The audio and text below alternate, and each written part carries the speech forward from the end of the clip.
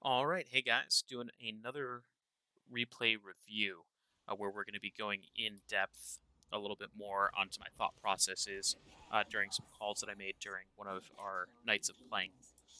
Now, this particular match was actually where we went up against the Devil's Rejects, and this was our game one map.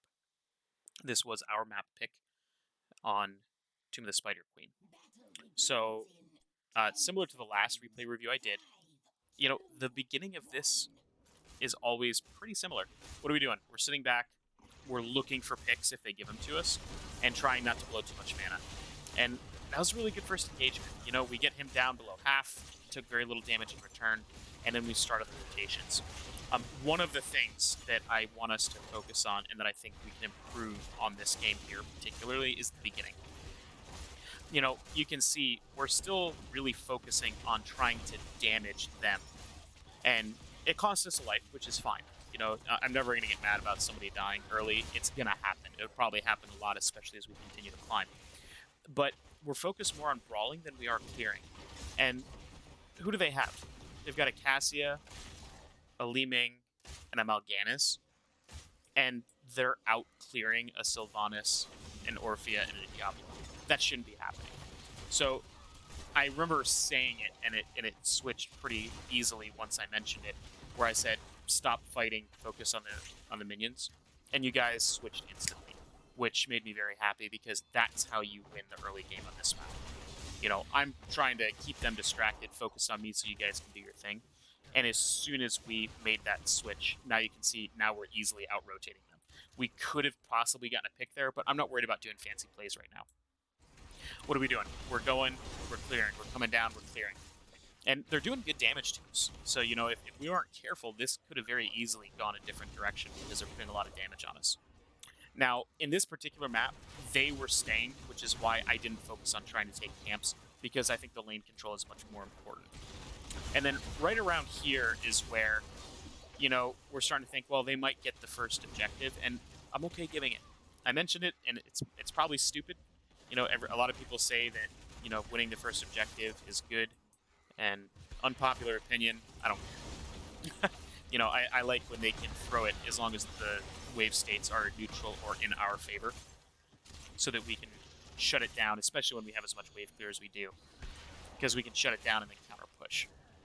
So they did get some free damage here, which I don't think we could have stopped because we were all pretty low when they moved in. So that was good on them to take what they could. But then that burned so fast, and then we went in and got a super awesome kill on their Mal'Ganis here, pushed him back, almost got the second on Li Ming, which I think was a little bit of a micro mistake on my part, pushing her out of the way when we could have still got the kill. But we cleared, bot's already clear because Gio's a boss, and then we get our turn in. And this is really where the game started to go pretty drastically in our favor. They had an XP advantage on us at this point, but as soon as we hit 10s and normalized that, they were very close to losing a lot of people here. And even though we lost one, we still took the front wall down, and then we push mid, get up there, and they're pushing us back. They think they've got this in the bag. But you know what, guys? You're amazing. And they didn't. We stop the camp pushing, we go back up, and because they flash bottom, we get this for free, which is huge. And I think that's something that's easy that any of us could make the mistake on, where if we flash somewhere, they know where we are, they can take advantage of where we aren't. And I think that is something that I want us to focus on, be a little more cognizant of. If I make a call, if it's time sensitive, obviously do whatever you need to do to get there as fast as possible. But otherwise, try to get there without them knowing where you are, if at all possible. And that's going to be a fine line to walk between taking too long to get to a call and doing that, but it's something I think we should start thinking about at the very least. Now, all these fights, a lot of these, they weren't super dominant fights. We're still even on experience, and we're brawling, but, we have 3 kills, they have 4. This pick was great. You guys followed that up perfectly. I love the fact that even though I didn't call that, you were on my butt and were there to capitalize on it. And again, this is the, 3rd objective that they took and haven't even taken a fort yet. Like, guys, that is phenomenal. They've got, 1 front wall, 2 front wall. They've got 3 front walls for 3 objectives. That's all they've got. So again, we get our next objective. And if you notice, this is our third objective. We've already taken 2 full forts.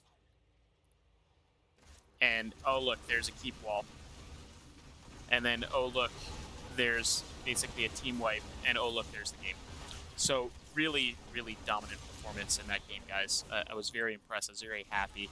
And I was trying really hard not to feel too overconfident about this going into the second game of this series because of how well we executed this. So some little things we can do a little bit differently, but I think one of the reasons that this map is one of our best maps is because it seems like we all kind of know what's expected of us on this map. And it shows, right?